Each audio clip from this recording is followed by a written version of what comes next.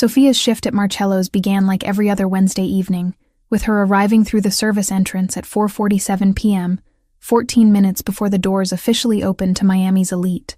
She pulled her dark hair into a tight bun, secured with the same pearl pin her mother had given her 7 years ago, back when Catherine could still fasten buttons without trembling hands. The uniform hung loose on Sophia's frame these days. Not from illness, but from the particular poverty of working 60-hour weeks on a salary that barely covered her mother's medication and the monthly fees at Clearview Assisted Living Facility, a 30-minute drive from the city that cost $200 every month without fail. That morning, before her shift, she had visited Catherine. The visits happened 3 times each week, Mondays, Wednesdays, and Saturdays, a schedule Sophia maintained with the precision of someone who understood that consistency was the only promise she could reliably keep. Catherine had been lucid that day, which meant she recognized Sophia's face, even if the context of their relationship had become somewhat fuzzy in her deteriorating mind.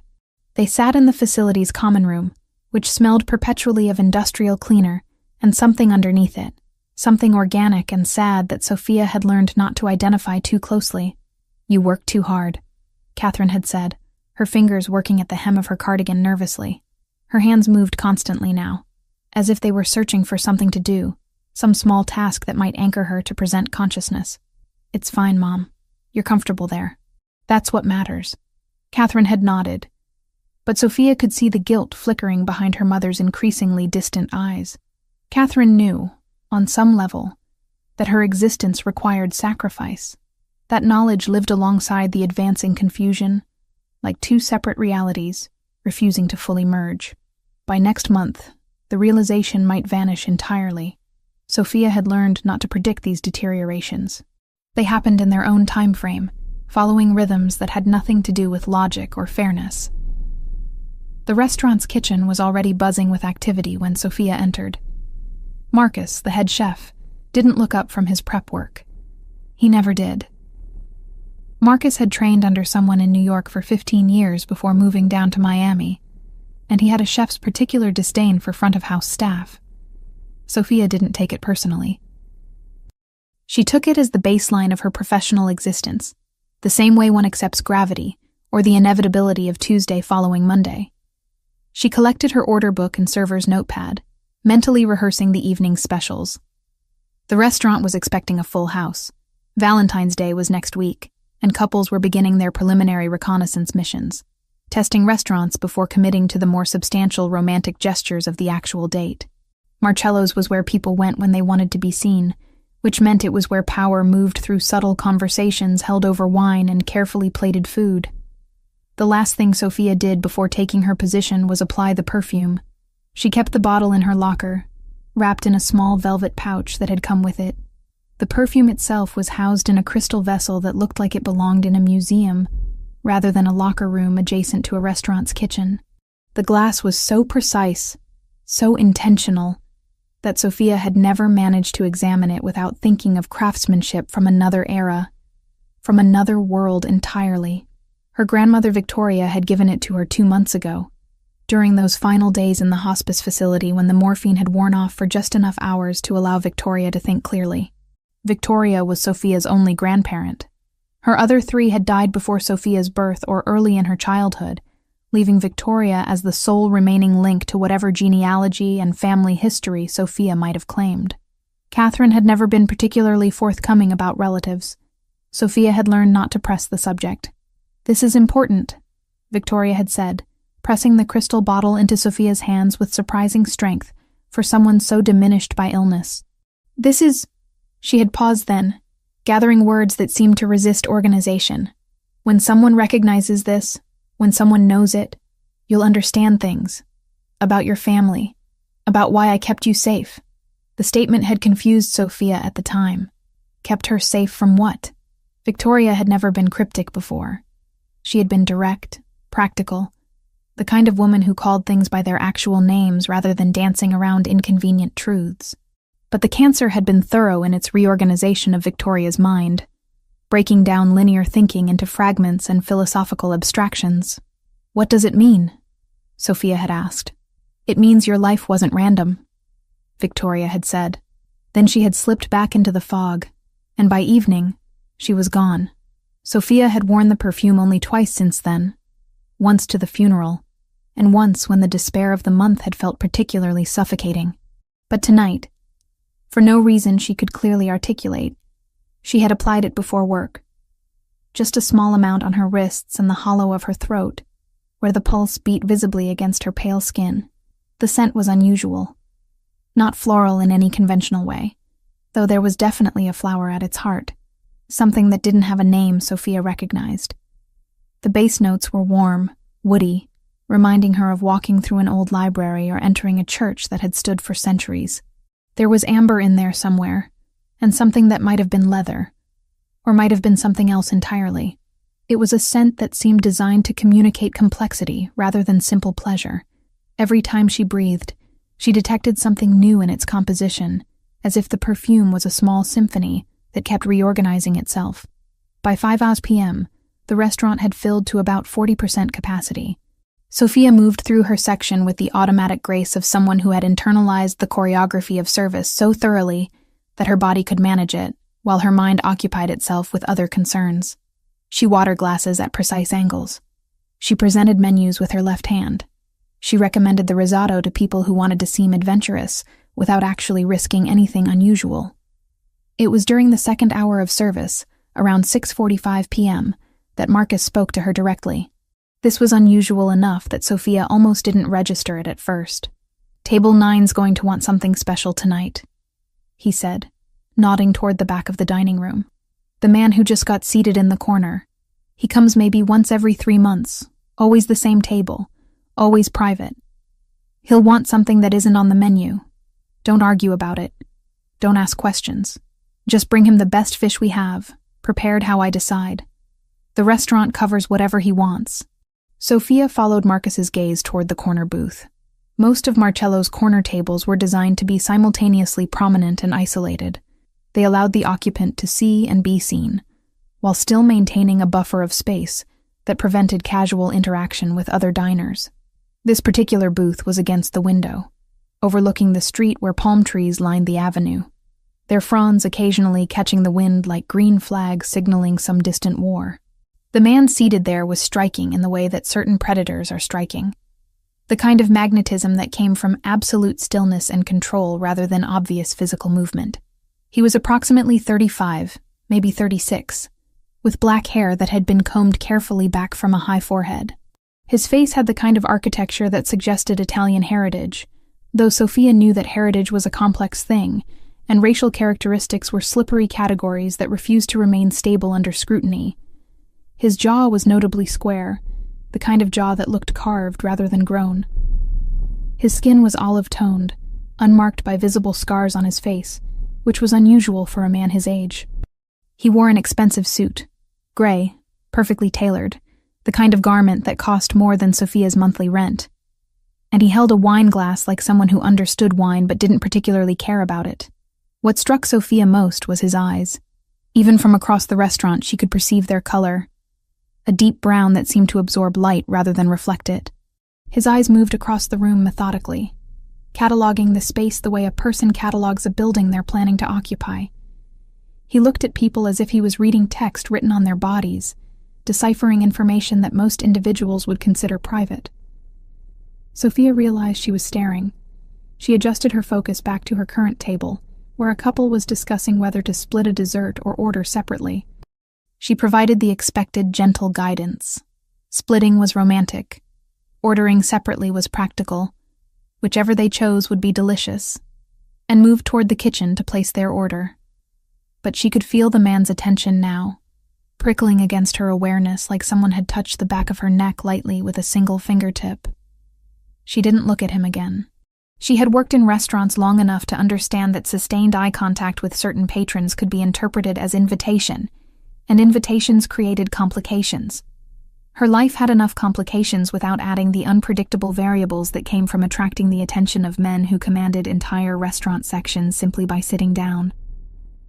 At 7:15 p.m., Marcus gestured toward Sophia. "Corner table is yours now. Take him something to drink first. He usually takes a specific vintage. I'll have Daniel prepare it." Just stand there and wait for him to tell you what he wants to eat." Sophia nodded and moved toward the corner booth, wine list in hand and notepad ready. As she approached, the man looked up at her. The moment his eyes met hers, something shifted in the restaurant's atmospheric pressure. Other conversations seemed to grow quieter. Or perhaps Sophia's attention simply narrowed so intensely that surrounding noise fell away. The perfume reached him before her words did. Sophia watched his body stiffen almost imperceptibly. His hands, which had been resting on the table, stilled completely.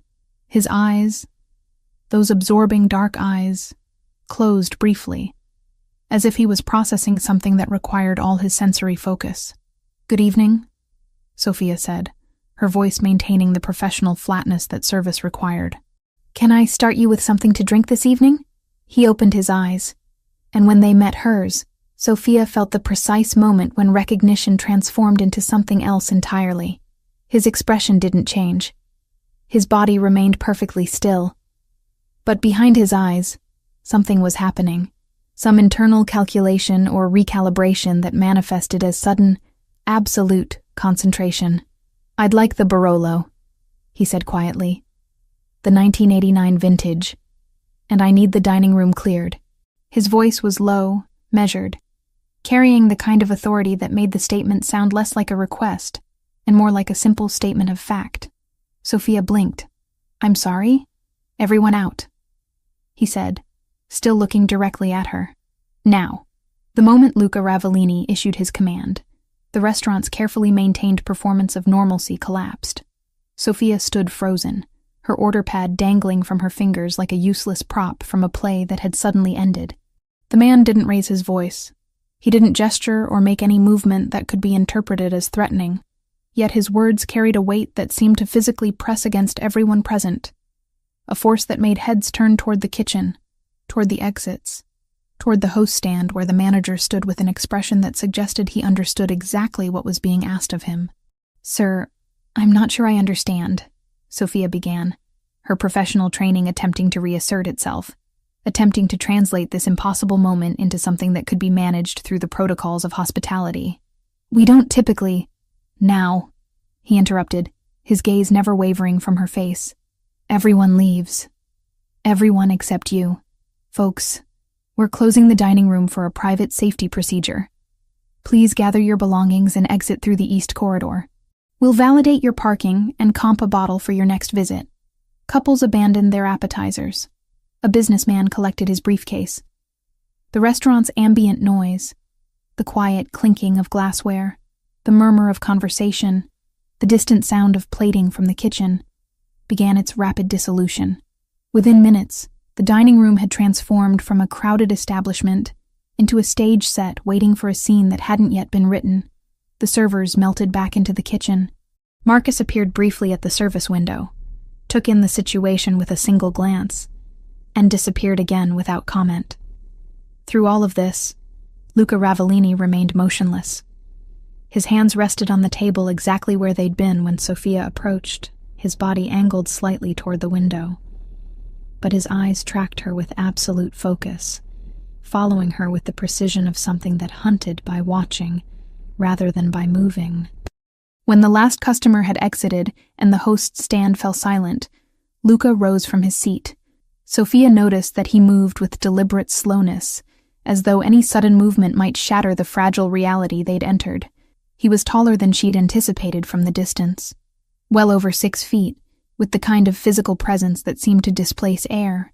His suit was even more impressive up close, the fabric and tailoring speaking to a relationship with money that went beyond mere spending. This was the wardrobe of someone who understood that clothing was a form of communication. "You're going to come here," he said quietly, his voice carrying an accent that Sophia couldn't immediately place. Not quite Italian, but European. Something older, layered with multiple languages.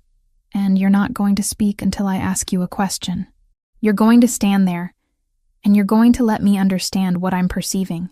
Do you understand?" Sophia understood that she was no longer in control of this situation. She understood that the careful protocols of her employment had become irrelevant. She understood that something had shifted in the fundamental nature of her evening, and she had no framework for processing it. but she nodded, her throat dry, and stepped closer to his table. Luca closed his eyes. When he inhaled, Sophia watched his entire body respond to the scent. His shoulders tensed, his jaw clenched. A muscle beneath his right eye twitched almost imperceptibly. His hands, which had been relaxed, began to curl into fists before he consciously forced them back open against the table. "Where did you get this?" he asked, his voice lower now, almost hoarse. "The perfume." "Where?" "It was my grandmother's," Sophia heard herself say.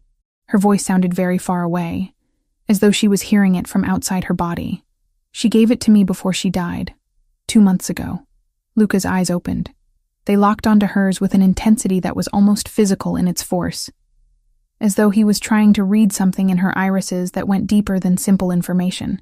He took another step closer, his face now only a few feet from hers. "Your grandmother's name," he said, not a question, a demand phrased as a statement. "Victoria," Sophia whispered. "Victoria Mitchell." The moment the name left her mouth, something fractured inside Luca's carefully maintained control. His entire body went rigid. His hand came up to his mouth as though he might be ill, then fell back to his side. He turned away from her abruptly, moving toward the window where the streetlights of Miami cast their sodium glow across his face. Sophia could see his chest rising and falling in a rhythm that suggested he was consciously controlling his breathing, forcing oxygen into his lungs through discipline rather than instinct. "Say it again," he said, still facing away from her. "The name." "Say it again." "Victoria Mitchell," Sophia repeated.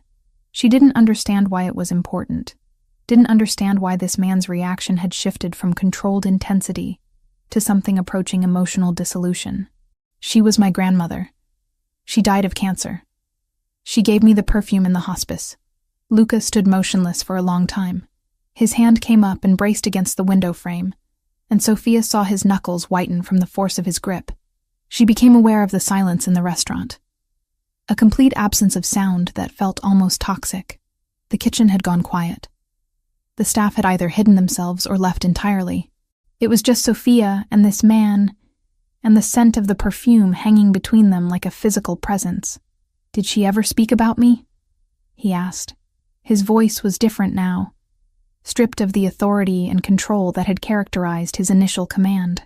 There was something beneath it, something that sounded almost like desperation. Did she ever mention someone named Luca? Sophia's mind raced through her memories of Victoria. The quiet afternoons they'd spent together, the stories Victoria had shared about her youth, the careful silences when certain topics seemed to approach the edges of Victoria's consciousness before retreating again. "No," Sophia said. "She never mentioned anyone named Luca. I don't know who you are." He turned back toward her then, and Sophia saw something in his expression that terrified her more than his initial command had. It was the look of someone confronting something they'd thought was impossible, something they'd stopped believing in, something that was now standing directly in front of them and demanding to be acknowledged. "She had blue eyes," he said, "dark blue, almost navy, and her hands shook when she was thinking hard about something." He reached out, but stopped before touching her, his hand hovering near her face. "You have her bone structure, the line of your jaw. I didn't see it at first because I wasn't looking for it, but now I can see it clearly. Now I can see it everywhere." Sophia took a step backward, her professional survival instincts attempting to override her bewilderment. "I think you have me confused with someone else. I don't know you. I've never seen you before tonight." "No," he agreed, dropping his hand. "You haven't, but I know Victoria. I knew her very well, and if you're her granddaughter, then everything I thought I understood has just become impossibly more complicated." He moved back to his chair and sat, suddenly looking exhausted, like someone who had been running a distance and had only now allowed himself to stop. "What was her maiden name? Before Mitchell?" "Castillo," Sophia answered automatically. "Victoria Castillo. She married my grandfather. Castillo," he repeated softly, as though he was tasting the word, testing its authenticity against something in his memory. He nodded slowly, and when he looked at her again, his eyes were wet. He didn't cry, didn't allow tears to fall, but Sophia could see them gathering in the lower lids, threatening a breakdown that his will was barely containing. "Sit down, Sophia. You need to sit down, because what I'm about to tell you is going to change everything you believe about your family." He gestured to the chair across from him. Sophia moved toward it mechanically, her body functioning on automatic systems, while her mind struggled to process how a Wednesday evening had transformed into whatever this moment had become. As she sank into the chair, Luca exhaled slowly, and the sound carried the weight of decades of a secret, finally, impossibly, being spoken aloud. The restaurant had become a tomb, and Sophia was beginning to understand that she was not going to walk out of Marcello's the same way she had walked in. The doors remained locked. The staff had vanished into the kitchen or the back corridors, leaving only the sound of the air conditioning and the occasional distant clang of cookware being stored away. Luca Ravellini had settled back into his chair with the composure of a man accustomed to controlling entire environments through the force of his will alone. His eyes tracked Sophia's movements with predatory precision, not threatening exactly, but not comforting either. She remained standing, her posture rigid, her hands gripping the edge of the table as though physical contact with solid matter might anchor her to sanity. "Sit," he said quietly. It was not a suggestion. Sophia found herself moving before her conscious mind had approved the action, pulling out the chair across from him and lowering herself into it as though moving through water. "Tell me about Victoria. Everything.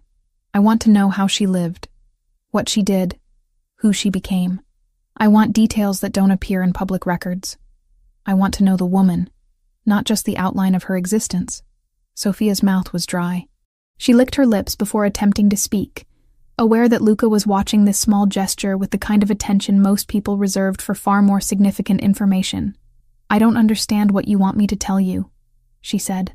Her voice sounded weak to her own ears, attenuated by fear and confusion. "You already seem to know her. You clearly knew her well. Why are you asking me these questions as if, because I need to hear it from you?" Luca interrupted. His tone was controlled, but there was an undercurrent of something beneath the words. Something that might have been pain, or loss, or rage, carefully modulated into civility. "Because hearing it from her granddaughter changes the context of what I already know. Because every piece of information about her life in these past 28 years is a piece I don't have. Start with how she died." Sophia began to talk, surprising herself with the coherence that emerged from her fractured state of mind. She described the cancer, pancreatic, the kind that was aggressive and thorough in its destruction. She described the hospice facility, the way Victoria had spent her final weeks in a room that smelled of antiseptic and morphine, where visitors filtered in and out carrying flowers that seemed obscene in their cheerfulness given the circumstances. She described how Victoria had become progressively less present, how her mind had seemed to retreat into itself, leaving only fragments of the woman Sophia had known in the vehicle of her body. She was lucid sometimes, Sophia found herself saying. The morphine would wear off, or the doctors would adjust it, and she'd have these windows of clarity. But they were getting shorter. By the end, there was maybe an hour a day when she seemed like herself. I tried to visit during those times. The hospice staff would call me and tell me she was having a clear moment, and I'd rush over from work or from my apartment, trying to catch whatever time I could have with her while she was still present. Luca was listening with an intensity that suggested every word was being catalogued and processed, filed away in some internal database. "What was the last thing she said to you?" he asked. "Before she gave you the perfume, what were her last coherent words?" Sophia closed her eyes, pulling the memory up from the depths of her consciousness where she'd tried to bury it under the weight of grief. She said that my life wasn't random, that I should keep the perfume safe, that when someone recognized it, I would understand things about my family, about why she kept me safe. The moment the last phrase left her mouth, she saw Luca's entire body go rigid. His hands, which had been resting on the table, clenched into fists so tight that the tendons in his forearms became visible, straining against his skin. "She said that?" he asked, his voice reduced to something barely above a whisper. "Those exact words? That she kept you safe?" "Yes," Sophia confirmed. "I didn't understand what she meant at the time. I still don't understand what she meant, but she was very clear about it. She kept saying it like it was the most important thing she needed me to understand before she died. She was very weak at that point.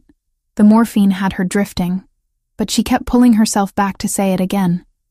Kept saying the same thing, that she kept me safe, that the perfume would explain it. Luca stood up abruptly, pushing his chair back with enough force that it scraped against the restaurant floor with a sound that made Sophia flinch. He moved to the window, his silhouette framed against the Miami streetlights beyond the glass. His shoulders were heaving slightly, his breathing not quite controlled. Sophia watched him with the careful attention of someone observing a volatile substance, trying to anticipate which way it might explode.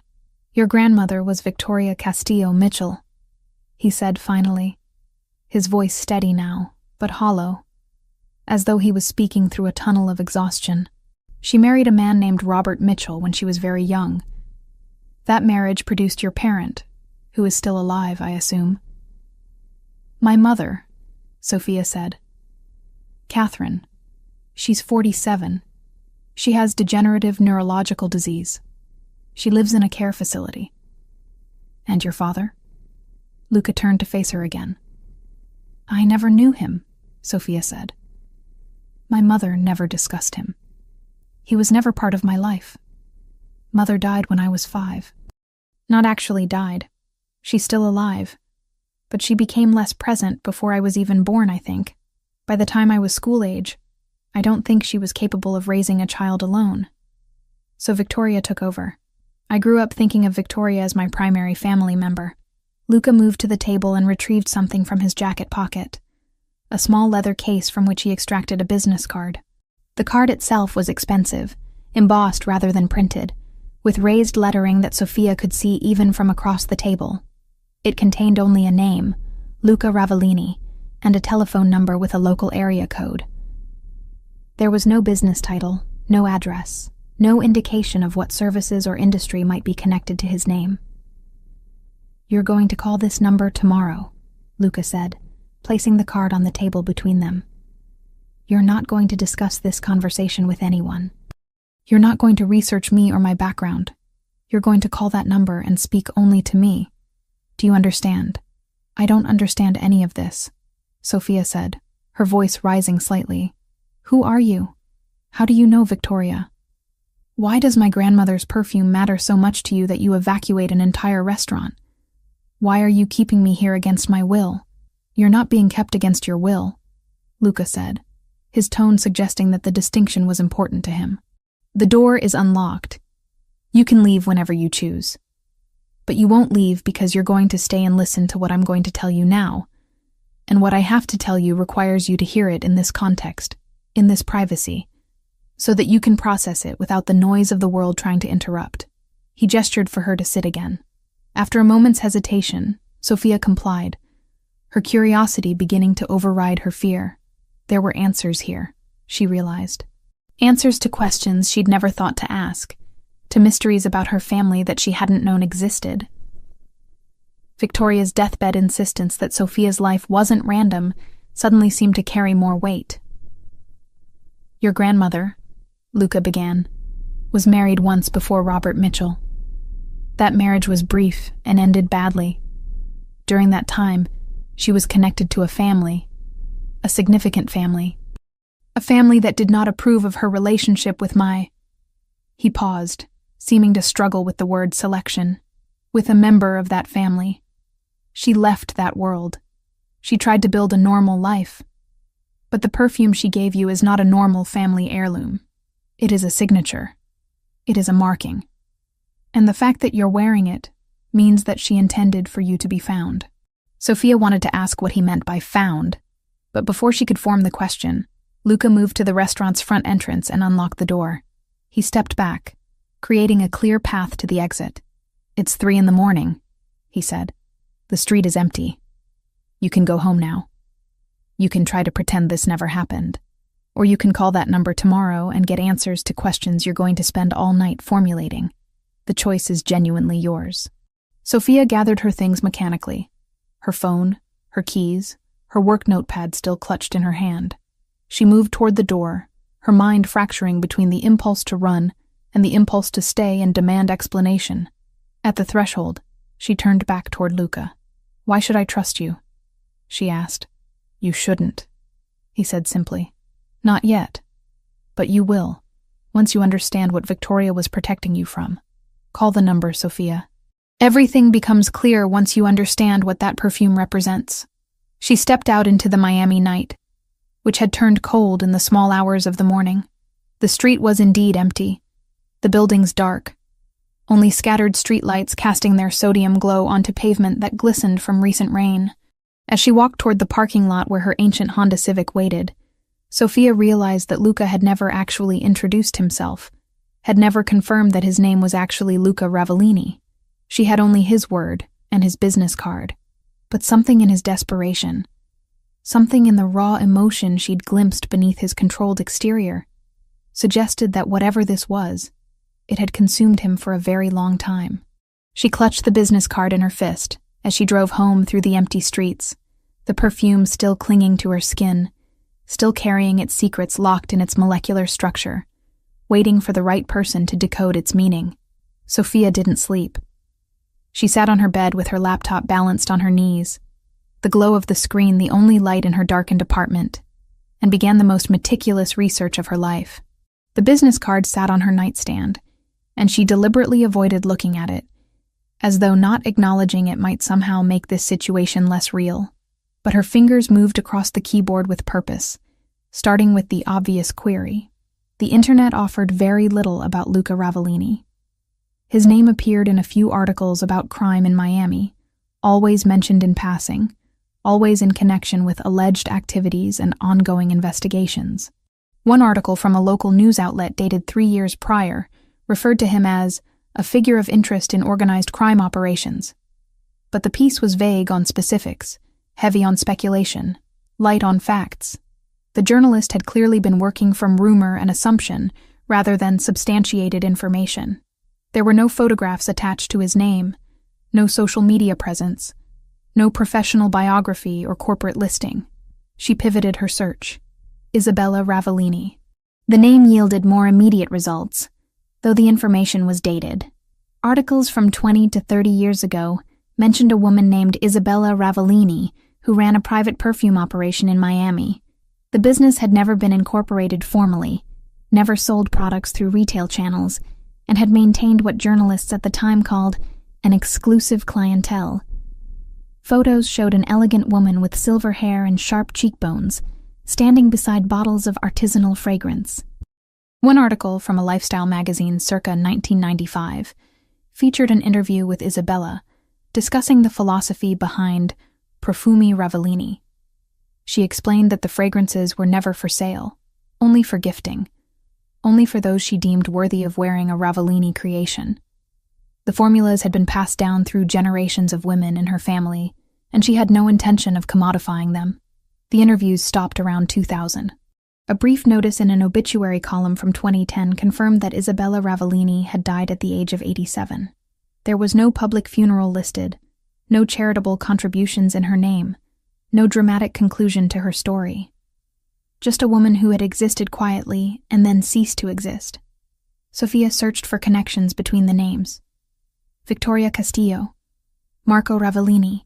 The marriage certificate appeared in a genealogy database that she accessed through Clearview's library system login credentials. Apparently, the facility maintained subscriptions to research resources for its residents' families. Victoria Castillo had married Marco Ravellini in 1978. The marriage was dissolved in 1991. No children were listed as products of that union on the public record. But Sophia had been born in 1996. She expanded the search parameters. Marco Ravellini appeared in connection with several business ventures throughout the 1980s and 1990s, none of them particularly legitimate sounding. Import-export operations, property holdings, vague corporate entities with names designed to obscure rather than clarify their function. In 2001, an obituary announced his death at age 42, attributed to complications from a prolonged illness. No mention of family. No surviving spouse listed. No survivors at all. She searched for Elena Ravellini next, following an instinct she couldn't quite articulate. The name yielded older records, dated 7 years prior. A woman named Elena Ravellini had been found dead in a residential property in Coral Gables. The death had been classified as suicide. The investigating police reports were sparse, but a local news story suggested that the circumstances had been questioned by some parties, though the article didn't elaborate on which parties or what questions they had raised. The photos showed a woman in her 30s, striking in appearance with dark hair and pale eyes. There was a brief mention that Elena had been involved with Miami's business community, and that persons connected to her had declined comment regarding the circumstances of her death. Sophia pulled up the police report itself, through a database she technically wasn't supposed to have access to, a remnant of a friend's password that she'd never deleted. The report was terse. Elena Ravellini had been found in her apartment by building management after a concerned neighbor reported unusual smells and lack of activity. The investigation concluded suicide via overdose. No note was recovered. No evidence of foul play was noted. The case was closed within 6 weeks, but something in the timing bothered her. Elena Ravellini dead 7 years ago.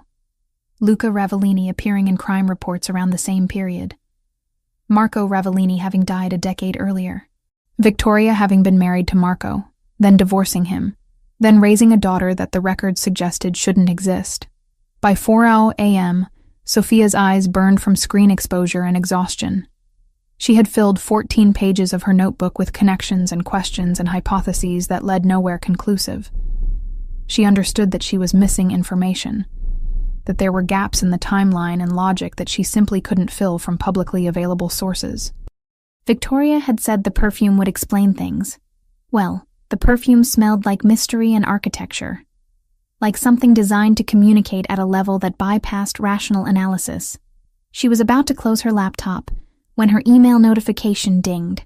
The sender line read simply, NR. The message contained only a few sentences. You research thoroughly. You're intelligent and cautious, which suggests good instincts. But you're also limited by what's available publicly. There are conversations that can only happen privately. Call the number on my card at 10 o'clock this morning. Not before, not after. Exactly 10. Sophia checked the timestamp. The email had been sent at 3:47 a.m., which meant he'd been monitoring her research, or at least monitoring her search history, or somehow had access to information about her digital activity. The violation of privacy was staggering enough to clear away the last remnants of her exhaustion. She was being watched, not just offered information, not just encountered randomly in a restaurant, actively tracked and monitored. She showered mechanically, dressed in clothes that felt like a costume, and sat at her kitchen table with the business card in front of her. At exactly 9:59 a.m., she picked up her phone. At exactly 10:80 a.m., she dialed the number. Luca answered on the first ring, as though he had been holding the phone, waiting for her call. You found information, he said. It wasn't a question. You found some of it, anyway. Some of the pieces that are available to find. Now you're going to come to a place where I can tell you the things that can't be found online. I'm sending a car for you. It will arrive at your address in 20 minutes. You'll ride in it until we reach a location where we can talk privately. You won't tell anyone where you're going. You won't bring a phone beyond the one you're holding right now. You won't bring weapons or recording devices or any attempt to protect yourself through documentation. You're going to come with only yourself and your genuine desire to understand. Do you agree to these terms? Sophia's rational mind screamed that this was dangerous, that she was making a catastrophic mistake, that every instinct for self-preservation should be propelling her toward calling the police or disappearing into anonymity. But she heard herself say, I agree. Good, Luca said. Then everything begins now. By the time this car arrives at your location, you will no longer be the person you were before you answered your phone. You understand that? No, Sophia said quietly. But I'm starting to. The line went dead. She looked at the clock on her wall. 10:03 a.m. She had 17 minutes to decide if she was actually brave enough to step into whatever this was, or if she should run. She didn't run.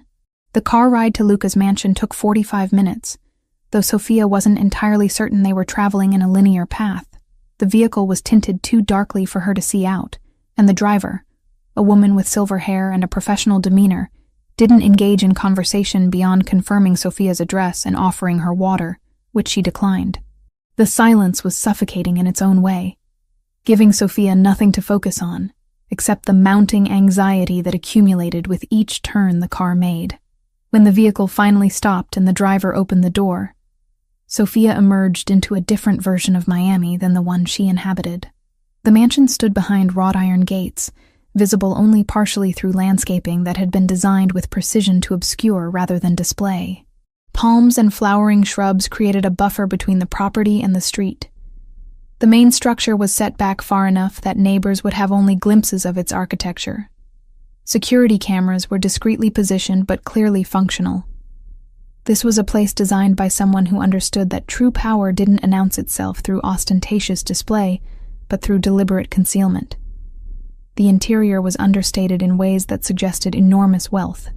Not the kind of wealth that needed to prove itself through marble floors and imported chandeliers, but the kind that manifested as thoughtfully chosen art, shelves lined with first editions, furniture that had been selected by someone with genuine aesthetic sensibility rather than a decorator's algorithm. Luca was waiting in what he called his study, though the room was far too comfortable to warrant such a formal title. 2 leather chairs faced each other across a low table. Floor-to-ceiling windows overlooked a garden that seemed impossibly lush for the Miami climate. "Sit," Luca said, gesturing to one of the chairs. He was wearing different clothes than he'd worn at the restaurant. Slacks and a button-down shirt in charcoal gray, the sleeves rolled up to his elbows. Without the formal suit jacket, he seemed somehow more accessible and simultaneously more dangerous. Like observing a weapon in its unguarded state, Sophia sat. Luca settled across from her, and for a moment they simply observed each other, as though trying to map the terrain of a conversation that would reshape both their lives. "Your grandmother was married to my brother," Luca began without preamble. His name was Marco Ravellini. The marriage lasted approximately 2 years, from 1978 to 1980. It ended because Victoria made a choice that was both brave and devastating. She chose to leave a world she didn't belong to, and in leaving that world, she left Marco behind. But before the marriage ended, before she understood what my family truly was, she became pregnant. Sophia felt the words land in her chest like something physical. "My mother," she said quietly. "Catherine." "Yes," Luca confirmed. "Catherine is Marco's biological daughter, which makes her my half-niece, which makes you my granddaughter by blood, though the biological pathways are somewhat circuitous. My brother didn't know about the pregnancy when Victoria left. She didn't tell him. She was afraid, and justifiably so, that if Marco knew she was carrying his child, he would use that knowledge to keep her connected to our family, connected to this world that she understood was built on practices and philosophies she found morally reprehensible." "How do you know this?" Sophia asked. "If Victoria didn't tell him, how would you know?" "Because Marco told me, years later, when he realized Victoria was never coming back," Luca said. "He had investigators locate her. He knew where she was living, what she was doing, who she had become.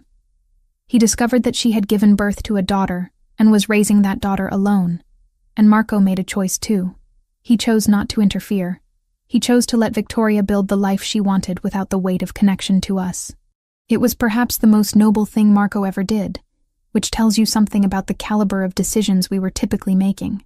Sophia's mind was struggling to integrate this information into the framework she'd constructed for her identity.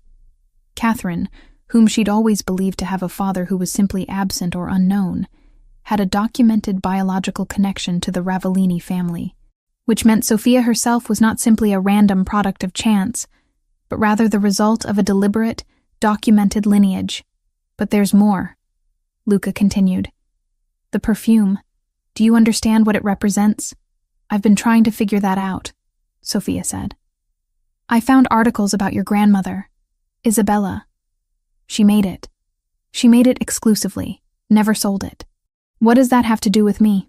Luca stood and moved to a painting on the wall, a portrait of an older woman with elegant features and intelligent eyes. "This is Isabella," he said. "My grandmother. She died in 2010, though she lived until 2010, far longer than the cancer specialists thought she would. Isabella had a philosophy about perfume.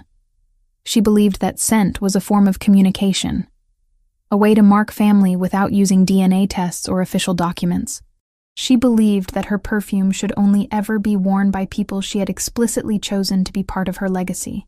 He turned back to face Sophia. Before Marco died, and he did die, by the way, a decade before Isabella. Complications from illness, though the illness was partly the kind that comes from living a certain kind of life. Before he died, he told Isabella about Catherine, and Isabella did something extraordinary. She created a special batch of her perfume, one that had a slightly different composition than her usual work.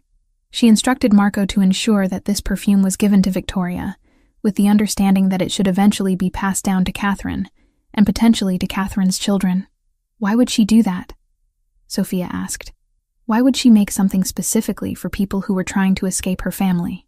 Because Isabella was wise in ways that neither Marco nor I managed to be, Luca said. Because she understood that family isn't something that can be forced or coerced. She understood that the best legacy isn't one that demands loyalty, but one that offers recognition and choice. She believed that if her perfume ever resurfaced, if it appeared on someone from her bloodline, then that would be the signal that it was time to acknowledge what had been separated and see if it could ever be reconciled. Sophia touched the hollow of her throat, where the perfume still clung to her skin. Victoria gave it to me. She said that when someone recognized it, I would understand things about my family, about why she kept me safe. Exactly, Luca said. Victoria understood the significance of what Isabella had created. She had worn this perfume while she was married to Marco, and she knew that no one else wore it. So when Isabella gave it to her before Marco's death, yes, they communicated despite the separation. Victoria understood that it was both a blessing and a curse. A blessing, because it meant that Isabella had chosen to honor Catherine's existence.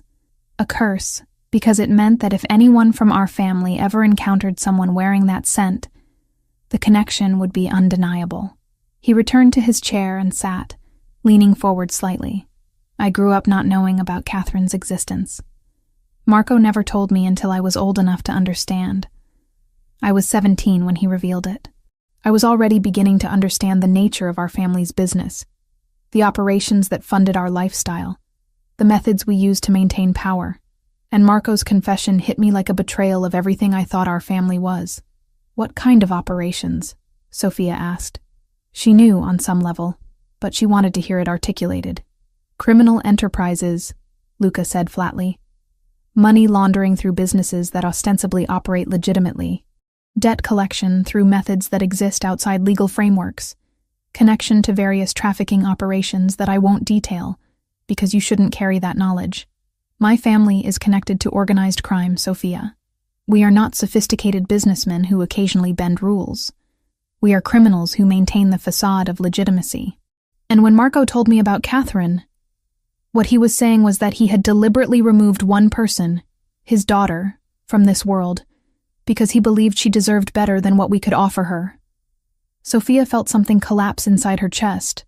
The perfume on her skin suddenly felt like evidence, like proof of her complicity in something she hadn't chosen and didn't fully understand. Why are you telling me this? She asked. Why would you volunteer this information? Because yesterday evening, when I inhaled that perfume, I made a decision that I've been making and remaking for 28 years, Luca said. I decided that you deserve to know who you are. Not just the sanitized version that Victoria provided, but the full truth. Your blood connects you to criminals. Your grandmother made a choice to remove herself from that world, and your mother lived her entire life not knowing that part of herself that she came from. But you're at a decision point. You can choose to remain ignorant of this connection, or you can choose to understand it fully. And what happens if I choose to understand it? Sophia asked quietly. Then you understand that you're connected to something larger and more dangerous than your current life has prepared you for, Luca said. You understand that the FBI is interested in me, which means by extension they become interested in anyone close to me. You understand that there are people who would use you as leverage against me if they discovered our connection. But you also understand that you have access to protection and resources, and answers to questions that have always haunted your family. He paused, and his expression softened slightly. And you understand that there is someone in your life who has the capacity to care for you with an intensity that goes beyond normal human attachment. Someone who has spent 28 years carrying the knowledge of your existence like a secret weight. Someone who wants to know you, not as a symbol or a chess piece, but as a person. Sophia looked at him across the space between their chairs, and she understood that what she was witnessing was Luca Ravellini performing vulnerability in a way that probably cost him considerable effort. She understood that behind the measured words and controlled tone was a man who had been waiting for this encounter for most of his adult life. "I don't know how to process this," Sophia said. It was the truest thing she could articulate in the moment. "Then don't," Luca replied. "Not yet. Let it sit. Let it integrate itself into your understanding of reality. Tomorrow you'll visit your mother at Clearview, as you do every Saturday. On Monday, you'll return to work at Marcello's. You'll continue your normal life, but you'll also know the truth now. You'll understand why I reacted to your perfume the way I did. You'll understand that when I said I would ensure your mother's medical care was covered, I meant it as a statement of family obligation, not as an attempt at coercion."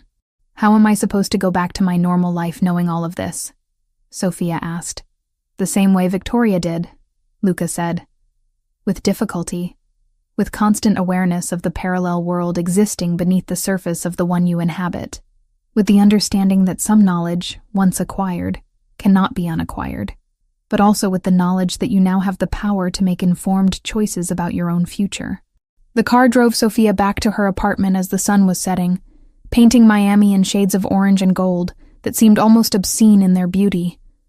She clutched the business card in her hand again, but this time it felt different. This time it felt like a tether. This time it felt like the beginning of something rather than the middle of a mystery.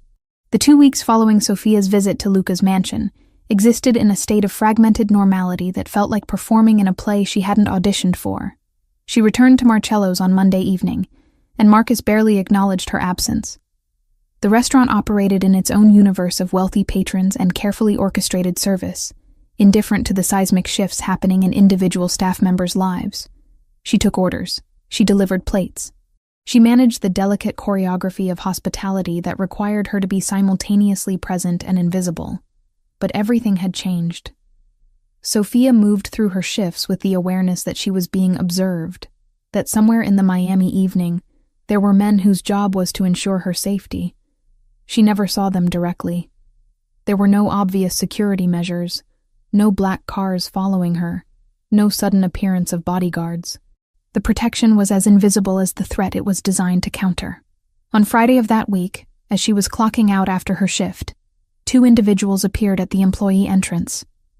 They identified themselves as Special Agents Morrison and Park from the Federal Bureau of Investigation. Morrison was a woman in her 50s with steel gray hair and the kind of confidence that came from authority backed by institutional power. Park was younger, perhaps 40, with an expression that suggested he had perfected the art of appearing sympathetic while simultaneously conducting interrogation.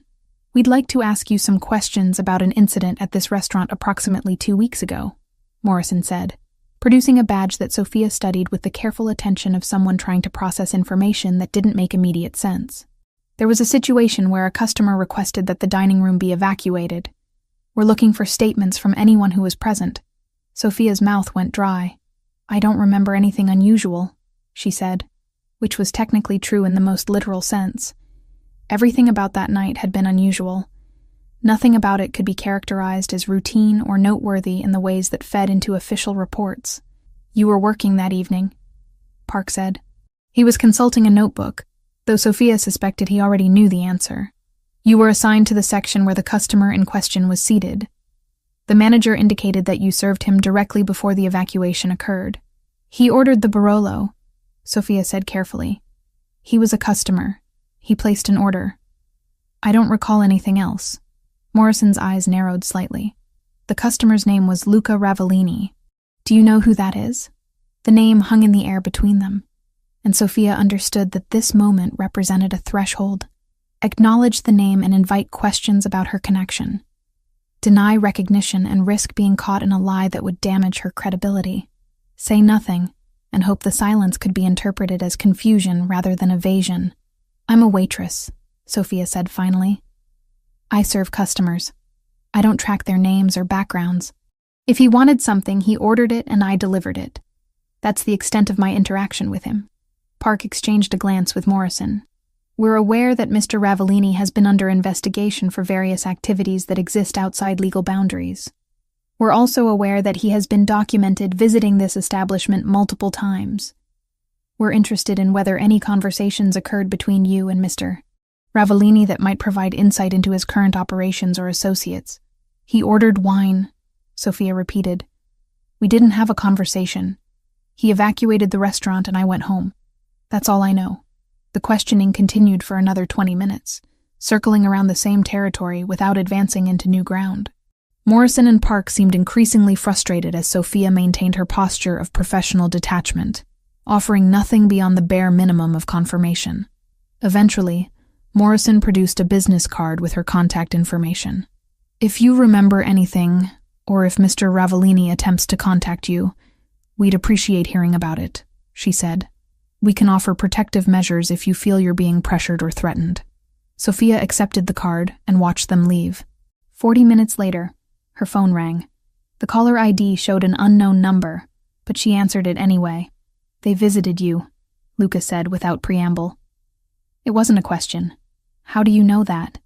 Sophia asked, though she already understood the answer. Because I know everything that happens to you.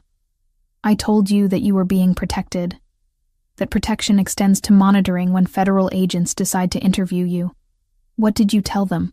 Nothing, Sophia said. I said I served you wine, and that was the extent of our interaction. I didn't mention the perfume or Victoria or any of it. She heard Luca exhale, and the sound carried relief. Good. That was the correct response.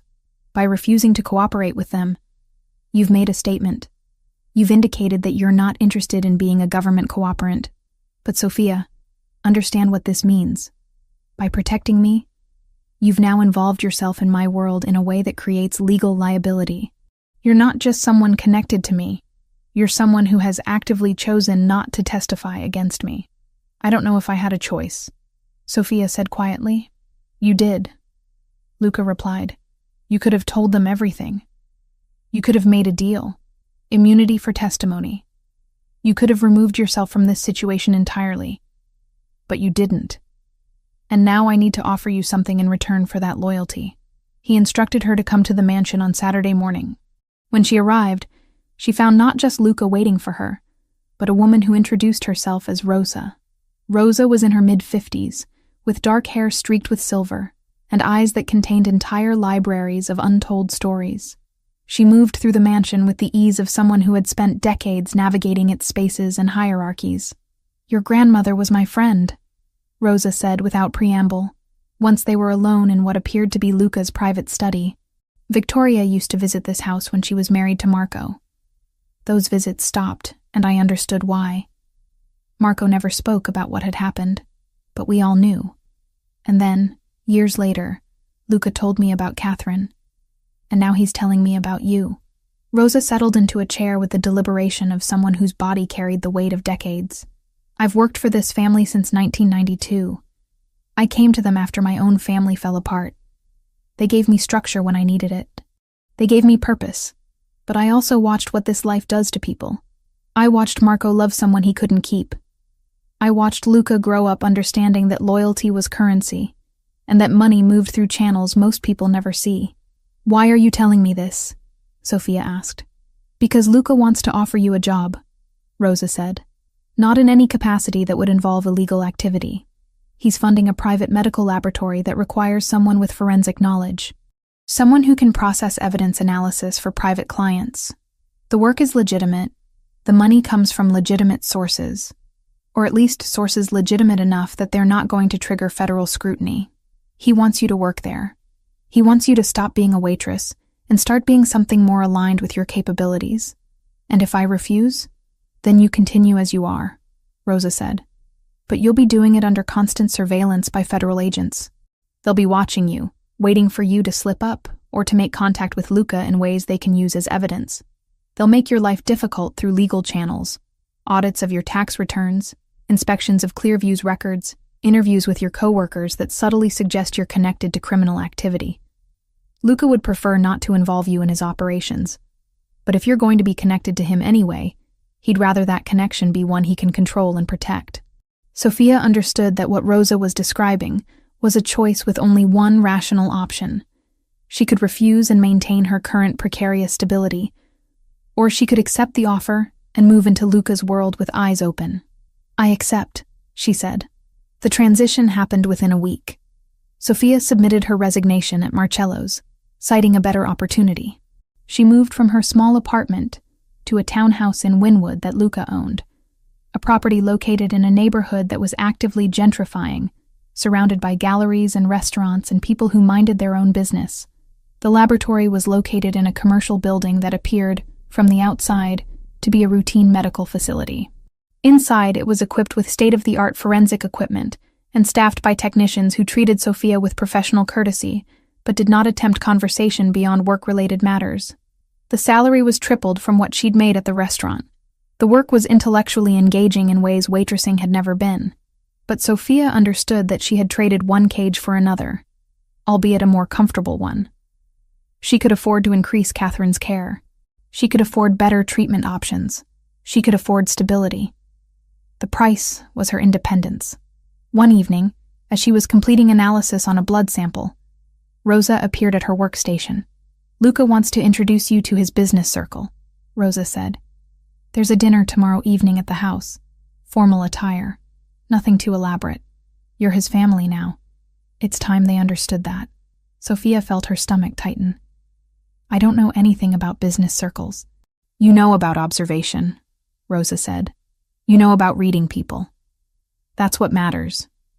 Tomorrow you'll sit at a table with people who operate in different worlds than the ones you've inhabited. You'll listen more than you speak. You'll understand that there are conversations happening beneath the surface of other conversations. And you'll begin to comprehend the scope of what Luca Ravellini actually is." The dinner was held in a private room that had been prepared with meticulous attention to detail. The table was set with crystal and silver. The food was prepared by a chef who had trained at restaurants Sophia could never afford to visit. The attendees were 6 men and 3 women, all of them carrying themselves with the particular confidence that came from operating in spaces where consequences were negotiable. Luca introduced Sophia as his family. No explanation was offered. No context provided. Just a statement of fact that seemed to shift how everyone at the table interacted with her. The conversation moved between business discussions that Sophia couldn't follow and personal anecdotes that revealed nothing, while implying vast networks of influence and obligation. What struck Sophia most was the careful civility of it all.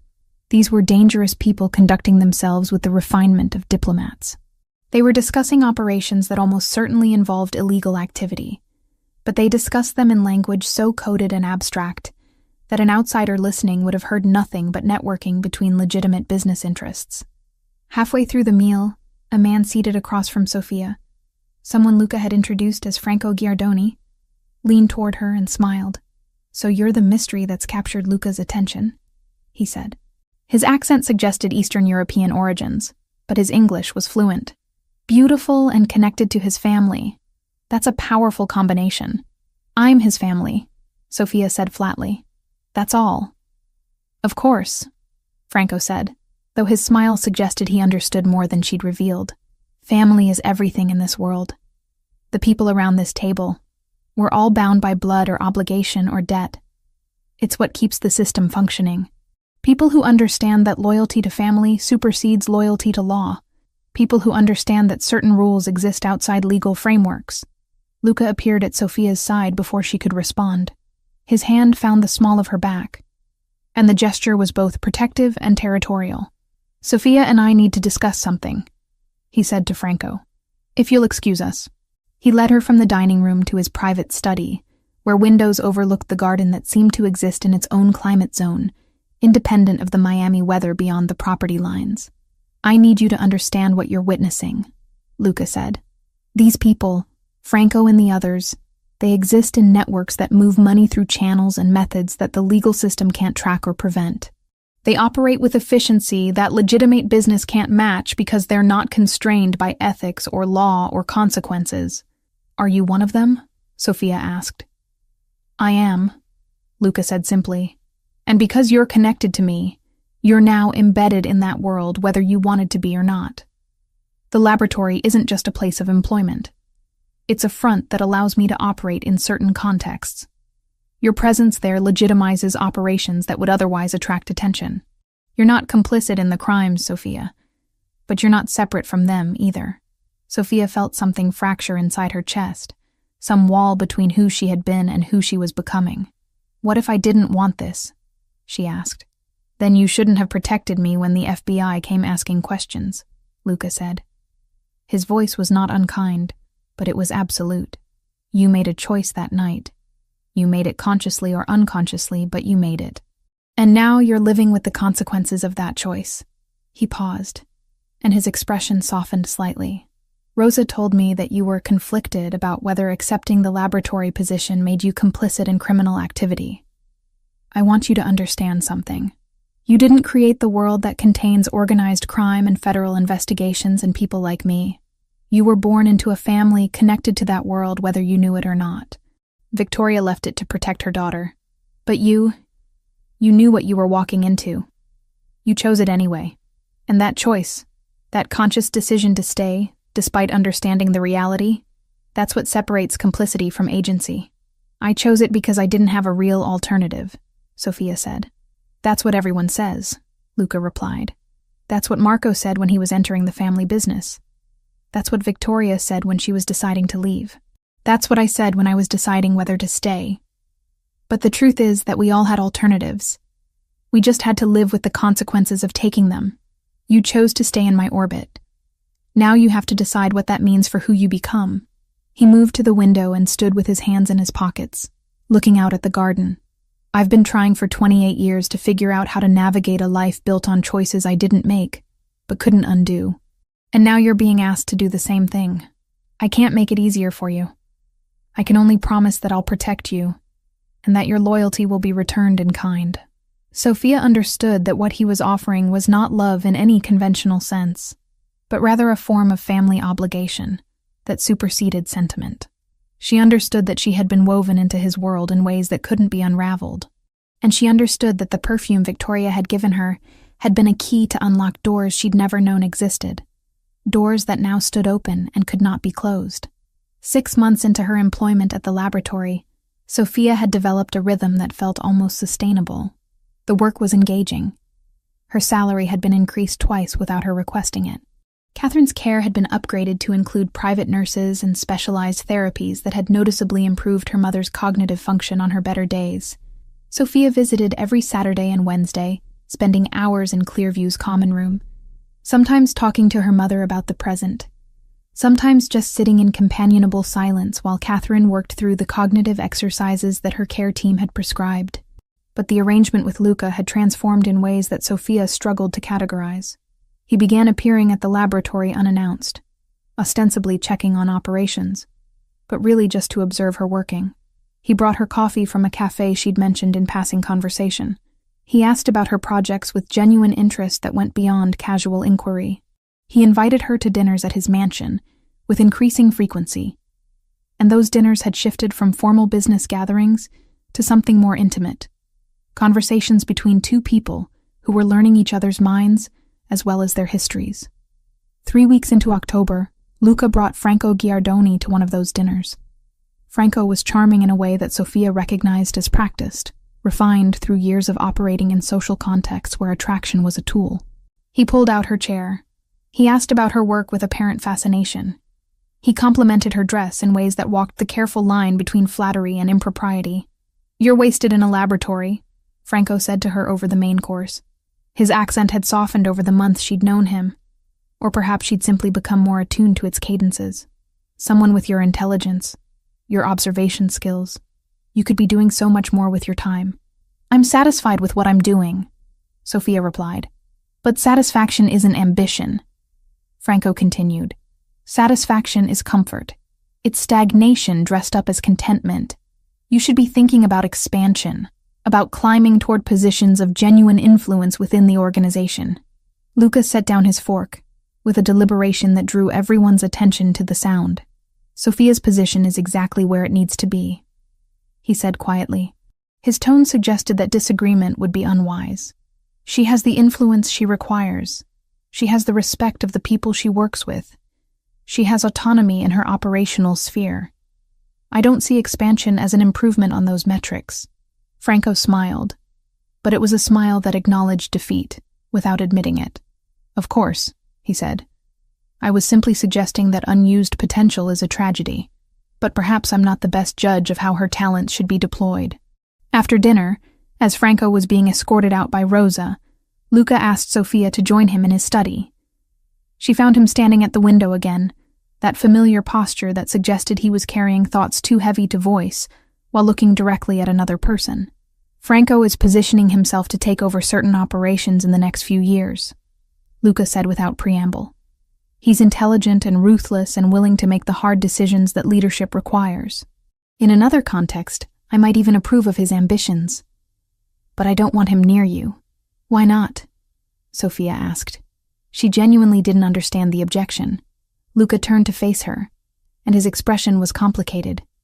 Frustration mixed with something else, something that Sophia couldn't quite identify. Because he'd use you. He'd see you as a way to strengthen his position within the organization, as a connection to me that might be exploited or leveraged. He'd present it as partnership, but it would be predation dressed up in courteous language. And you're different? Sophia asked. The question emerged before she could reconsider its implications. I am, Luca said flatly. Because I don't need to use you for advancement.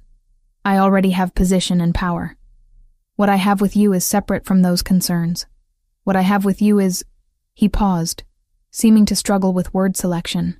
It's something I've been trying to navigate for 6 months, and I don't think I've been entirely successful at maintaining appropriate boundaries.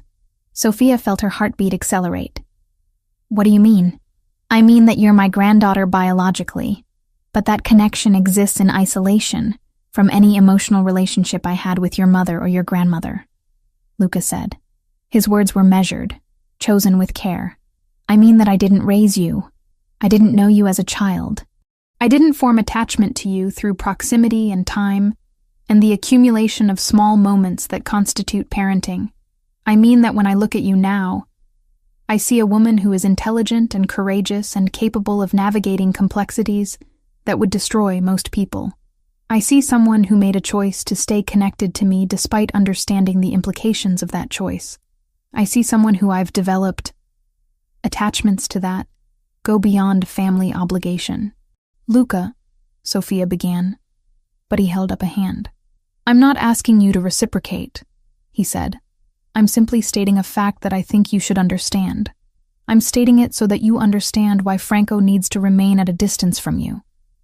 Because if he were to approach you with the kind of attention he demonstrated tonight, and if you were to accept that attention, it would place you in a position of conflicted loyalty that I cannot allow. You can't control my choices, Sophia said, though she understood that in practical terms, his control was nearly absolute. No, Luca agreed, but I can make the consequences of certain choices clear. Franco would never be able to offer you what I can offer you. He would never be able to provide the kind of protection or certainty or freedom that my connection to you provides. He would always be calculating what your value is to him, what strategic advantage you represent. And I won't allow that. Over the following months, the boundaries Luca mentioned began to blur further. He started touching her in ways that went beyond familial interaction. A hand on the small of her back that lingered. A brush of fingers against her wrist when they were passing objects across a table. His gaze lingering on her in moments when he thought she wasn't observing him. Sophia found herself responding to these gestures, leaning into the proximity, allowing moments of nearness that stretched longer than propriety would typically allow. Rosa noticed. Rosa, who had known Luca for decades, and who seemed to exist in some liminal space between servant and confidant, began watching both of them with an expression that suggested she understood exactly what was happening and had formed opinions about it. One evening in December, as they were finishing dinner, Sophia heard herself say something that she'd been avoiding articulating for months. I don't think of you as my grandfather, she said. The statement emerged into silence, enormous and irreversible. Luca set down his glass very carefully. I know, he replied. I think about you as… Sophia paused, struggling with terminology that seemed inadequate for what she was experiencing. I think about you as someone I'm becoming attached to in ways that complicate the family structure that we're supposed to be inhabiting. I know that too, Luca said. And I'm terrified, Sophia continued, because I know who you are. I know what you do. I know that getting closer to you means becoming more entangled in operations and decisions and consequences that I didn't choose. But I also know that staying at a distance means ignoring something that feels increasingly significant. Luca stood and moved to the window. His silhouette was backlit by the Miami skyline, casting him in shadow. We need to take time, he said finally. We need to step back from this trajectory and give ourselves space to process what's happening. Because if we move forward, we're making a choice that alters the structure of everything we've built, and that choice needs to be made consciously, not in the heat of proximity and emotional intensity. How much time? Sophia asked. I don't know, Luca said, but you'll continue your work. You'll continue visiting your mother. You'll continue your life. And I'll maintain appropriate distance. When we see each other, we'll be cordial but restrained. And eventually, we'll understand whether this is genuine connection or proximity-induced attachment, whether this is something that can withstand the reality of what we actually are to each other. Sophia understood that what he was offering was not what she wanted in the immediate moment, but what she needed in the longer term. She understood that stepping back was an act of respect for both of them, an acknowledgement that the feelings were real enough to warrant careful consideration rather than impulsive action. And so she agreed, though agreeing felt like stepping backward into shadow when she'd been moving toward light. The distance between Sophia and Luca lasted through the winter and into the spring, a separation that felt both necessary and torturous. They inhabited the same spaces occasionally, dinners at his mansion where she would observe him from across rooms, their gazes meeting and then deliberately separating. She continued working at the laboratory. She continued visiting Catherine every Saturday and Wednesday. She continued her life in the townhouse in Wynwood, wearing the perfume Victoria had given her less frequently, trying to create psychological separation from the memory of what that scent represented. But separateness proved to be an illusion. Everything Sophia did was still filtered through the lens of Luca Ravellini. Her choices were still constrained by her connection to him. Her safety was still maintained by his network of protection. The distance was geographic and behavioral, but not actual. She was still embedded in his world. They had simply agreed to pretend otherwise. Then Catherine had a crisis. It was a Tuesday evening in late April when the call came from Clearview. Catherine had suffered a fall in her room. Minor injuries, nothing broken, but the incident had triggered a decline in her cognitive function that her medical team couldn't immediately reverse. Sophia left work immediately and drove to the facility, her hands shaking on the steering wheel, her mind fracturing with worry and guilt, and the terrible recognition that her mother's condition was deteriorating, regardless of the excellent care she was receiving. Catherine was awake when Sophia arrived, but she wasn't lucid. She was cycling through states of consciousness, moments of recognition interspersed with confusion and agitation. Sophia sat beside her bed and held her mother's hand, feeling the tremor in Catherine's fingers, the brittleness of her bones, the physical manifestation of her body's betrayal by disease. She's declining faster than we anticipated, Dr. Patterson explained as Sophia stepped out of the room. The fall appears to have accelerated something that was already in progression. We're adjusting her medication, but I want to be honest with you. We're moving into a different phase. We should discuss palliative care options. Clearview finalized the palliative plan on a rainless Tuesday. It wasn't surrender so much as a recalibration of hope, less about cures and more about dignity. Sophia signed the forms with steady hands. She told the nurse about the seashells Catherine used to collect when she could still walk the beach, and asked them to keep a small bowl by the window. When she stepped outside, the air smelled faintly of salt and disinfectant. She called her mother's room and let the silence fill with things that didn't need words. Sophia absorbed the words like blows. She understood what they meant. Her mother was dying. The expensive care and private nurses and specialized therapies had bought time, but they had not bought salvation. They had simply delayed the inevitable while making it slightly more comfortable. She called Luca from the parking lot. She hadn't intended to. The number was muscle memory, fingers finding the digits before her conscious mind could intervene. He answered on the third ring, and his first words were, "Where are you?" "Clearview," she said. "My mother's worse. They think she's entered the terminal phase. I don't know how to process this." There was a pause, and then, "I'm coming to you." He arrived 40 minutes later, moving through the facility with the ease of someone accustomed to traversing any space without question. He found Sophia in Catherine's room, where she was sitting in the darkness, holding her mother's hand, watching the rise and fall of Catherine's chest as though monitoring that movement might somehow prevent it from ceasing entirely. Luca didn't speak. He simply pulled up another chair and sat beside her, and his presence, solid, real, undeniably present, broke whatever dam Sophia had been maintaining. She began to cry. Not the controlled release of emotion, but the fracturing collapse of someone who has been holding themselves together through sheer force of will. She cried for Catherine. She cried for Victoria. She cried for the complexity of her own existence, for the impossible choice she'd made to stay connected to Luca, for the realization that no amount of money or protection or love could actually save the people who mattered. Luca let her cry. He didn't speak. He didn't offer platitudes. He simply sat with her in the darkness, while her mother slept fitfully in the bed between them. By the following Saturday, Catherine had improved slightly. Not recovered, but stabilized enough to be lucid for periods of time. Sophia visited in the morning and found her mother having one of her better days, the kind where Catherine seemed almost like herself, where conversation was possible. "You're happy," Catherine said suddenly, observing Sophia with the clarity that came and went unpredictably. "You seem different, less burdened." "I'm not happy," Sophia said gently. "You're declining." "That's not happiness, but something's changed in you," Catherine continued. "Something's happened that's shifted the way you carry yourself. It's in your posture. It's in your face. You've let something in. Someone." Sophia didn't know how to respond to that observation, so she simply held her mother's hand and let the moment pass. That evening, Luca called. "I want to see you," he said. "Not at work.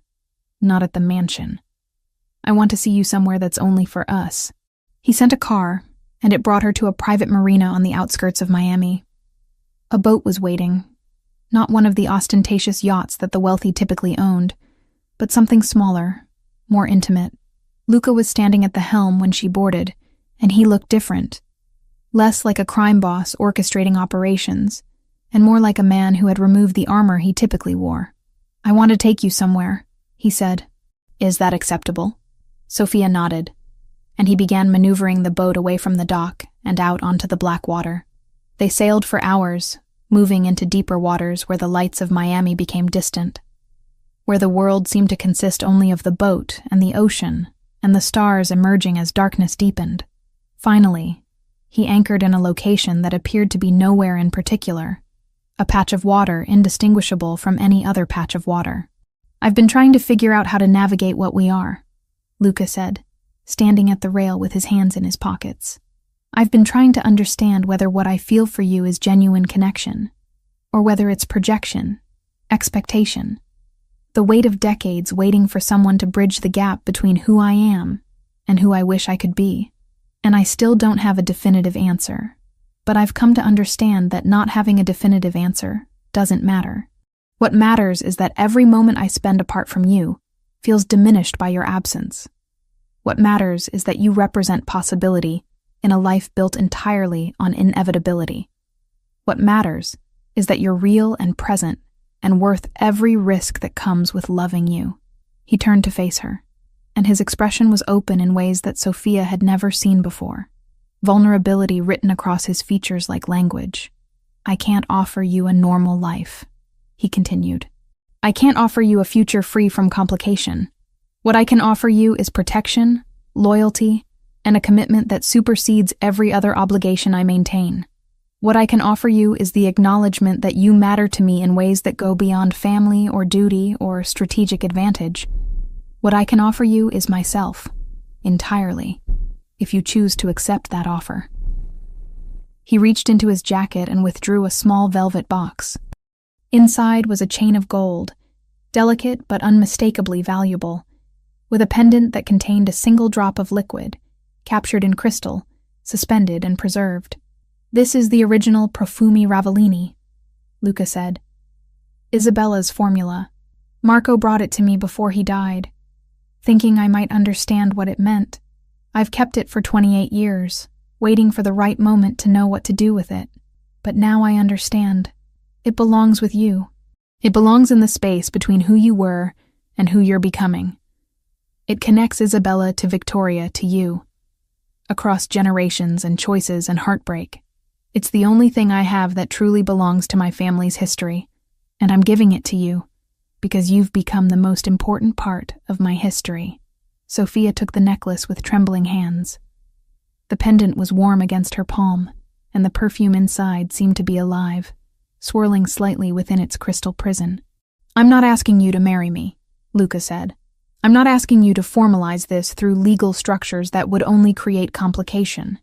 I'm asking you to claim this necklace. I'm asking you to accept the commitment that it represents. I'm asking you to acknowledge that despite everything, despite who I am, despite what I do, despite the impossibility of our connection, you choose to stay. You choose me. You choose this." Sophia held the necklace against her chest, and she understood that this moment represented something definitive. This was the moment where she claimed ownership of her own choice.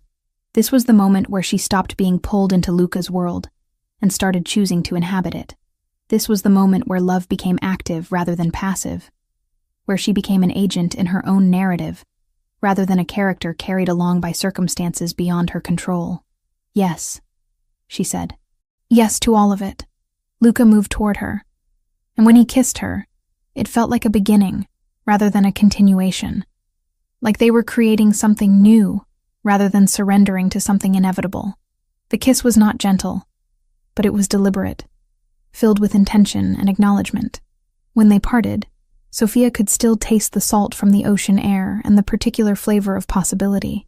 He fastened the necklace around her throat, and the pendant settled against her skin, warm and real. She could smell the perfume even through the crystal, the same scent that Victoria had worn, that Isabella had created, that Luca had carried for decades. The perfume that had started this entire chain of events, that had been the key to unlock doors Sophia had never known existed. "I love you," Luca said. The statement was simple and absolute. "I have loved you since I inhaled your perfume in that restaurant and realized that Victoria had kept her promise, that the legacy she entrusted to you was going to survive beyond her. I have loved you through every moment of distance and every moment of proximity. I love you now, and I will continue to love you for whatever future we manage to construct together." They stayed on the boat through the night, and when the sun began to rise, painting the sky in shades of gold and pink that seemed almost impossible in their beauty, Sophia understood that her life had become a story that would never fit into the ordinary categories of human experience. She was the daughter of a woman who had escaped organized crime. She was the granddaughter of a man who had chosen to let her exist outside his world. She was the partner of a man who operated in darkness but had chosen to bring her into the light. She was wearing a perfume that had been created in secrecy and carried as a symbol across generations. And she was alive, fully and completely alive, in a way that she had never been before the night she applied Victoria's perfume to her skin and walked into a Miami restaurant. When they returned to shore, Luca took her to Clearview. They visited Catherine together, and Catherine, in one of her moments of unexpected lucidity, saw the necklace and understood what it meant. "She gave you the perfume," Catherine said to Luca. "Victoria gave you the perfume. That means you knew her. That means you were part of our family's story." "I was," Luca confirmed. "Your daughter has chosen to let me be part of it going forward." Catherine nodded, and Sophia saw something in her mother's expression that might have been peace. "Then you take care of her," Catherine said. "You take care of her the way Victoria took care of me. That's how the perfume works. That's what it represents. Care across the distances that separate us. Love that survives the impossible." In the months that followed, Catherine's decline continued, but she was surrounded by the best care available. and in her final days, she seemed to carry a lightness that had not been present before, as though knowing that Sophia was safe, that Sophia had found someone willing to commit to her protection, made the process of letting go slightly easier. When Catherine died on a Tuesday morning in late June, Sophia was holding her hand, and Luca was sitting in the chair beside her, a physical manifestation of his commitment. After the funeral, after the practical arrangements, after the immediate rawness of grief had begun its transformation into something more manageable, Sophia stood on the balcony of Luca's mansion and touched the perfume necklace against her throat. The scent of amber and cedar and nameless flowers rose to meet her, carrying with it the weight of generations, the sacrifice of women who had loved and lost and protected the ones who came after them, carrying with it the possibility of something new, something that honored what had come before, while refusing to remain bound by it. Luca appeared beside her, and they stood in silence, watching the Miami evening descend, watching the city transform into a landscape of lights and shadows. The perfume Ravellini hung around them both, connecting them to history and to each other, an invisible chain linking the past to the present, to whatever future they would construct together. "I never thought I would have this," Luca said quietly. "I never thought I would have you." "Neither did I," Sophia replied. "Neither did Victoria. Neither did Isabella. But they gave us the perfume anyway. They gave us a way to find each other. They gave us a language that transcended time and separation and blood and choice." She turned to face him, and he was watching her with an expression that contained entire libraries of emotion, love and regret and gratitude, and the particular intensity of someone who had spent decades believing that certain things were impossible before discovering that they were not. "We're going to build something," Sophia said. "Not a traditional family, not a criminal empire. Something that honors both of our histories while refusing to be bound by them." "Yes," Luca agreed. "That's exactly what we're going to build." And in the Miami evening, surrounded by the machinery of organized crime and the architecture of impossible love, they began the work of transforming choice into commitment, transforming connection into legacy, transforming the perfume that had brought them together into something that would endure long after both of them had become part of history themselves.